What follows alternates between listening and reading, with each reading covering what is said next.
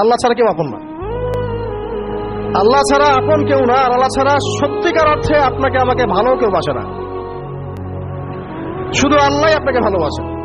এটা আপনারা হারে হারে উপলব্ধি করবেন যতদিন যাবে ইনশাআল্লাহ।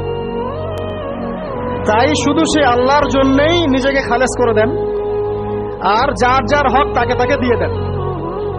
দুনিয়াতে শান্তিতে থাকার ফিলোসফি বলছি, philosophy of happiness in this হায়াতুদ দুনিয়া, সেটা হচ্ছে যার যার হক তাকে তাকে দিয়ে দেন, নিজের হক আল্লাহর কাছে চেয়ে নেন। আর দুনিয়াকে আপন মনে করবেন না, আল্লাহ ছাড়া কাউকে আপন মনে করবেন না। আপনি সুখে থাকেন, আল্লাহ ছাড়া কেউ আপন না।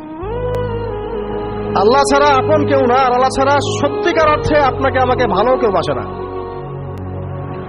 শুধু আল্লাহ আপনাকে ভালোবাসে। এটা আপনারা হারে হারে উপলব্ধি করবেন যতদিন যাবে ইনশাআল্লাহ।